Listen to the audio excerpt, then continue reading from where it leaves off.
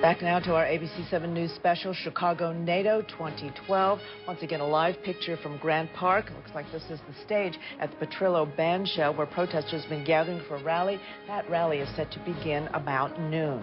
And as you can well imagine, Chicago police have been training to handle large crowds like the one that is gathering there today in Grant Park. And we've seen how they put that into action over the past couple of days. Their officers once again will be stationed all along the parade route and all around it to try to keep things in order today. ABC7 security expert and former police superintendent Jody Weiss joining us once again. Great to have you here, Jody, by the way. Thanks, Al. Let me just ask you, because we're getting some new information here. It appears actually that the city's websites, the City of Chicago and the police department's websites, are down right now.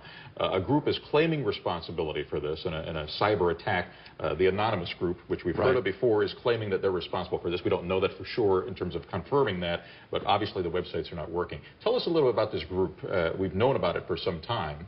Yeah, it's a group that's kind of made history in terms of attacking a lot of federal, state, and local agencies. Sometimes more harassment than anything else, but they're very effective at hacking into websites. And I know they've infiltrated a lot of websites, law enforcement throughout the United States. So again, sometimes people claim credit for things that they really didn't do. But on any major event like this, like you have here, the threat and possibility of a cyber attack is very real. Because you've just got so much media attention here, and a lot of these individuals that do this are seeking the media attention. Now, when you use the word infiltration, that's something that police officers also have been working on for months now. I think looking for websites on the internet for people who might be here to cause trouble. We've seen that already with those arrests of those of the group of people in Bridgeport. What else have they been doing? Well, they'll look at it in many different websites as you can. There's some websites that give live streaming video from people that are in with the protesters. That's incredible real-time intelligence that people can monitor.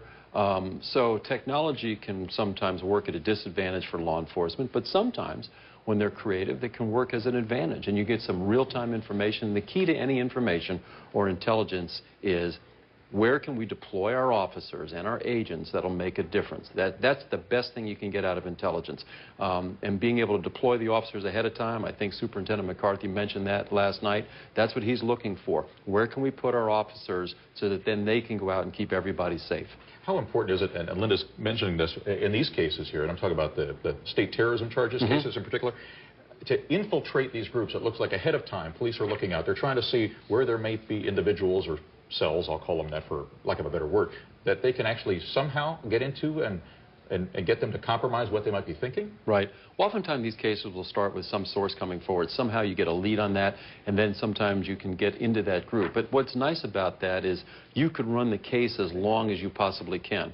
You know, you can take the case down when you need to, but it's a great way to gather information, and you can get every bit of information you can get out of it. And you can control it because you've got people inside the group. So those are really the best cases you can make when you've got a group like that. Jody, we're out of time, but can I ask you very, very quickly, Tracy was telling us about the storms that are coming and the rain, the effect that may come this afternoon during the... Will that have any effect, do you think? Oh, yes. Rain is a friend. It's a friend of law enforcement. And that should come in. That may have some positive impacts also. It makes the police job a little bit easier. Great to have you here once again. Thank you. And we'll be right back, so stay with us.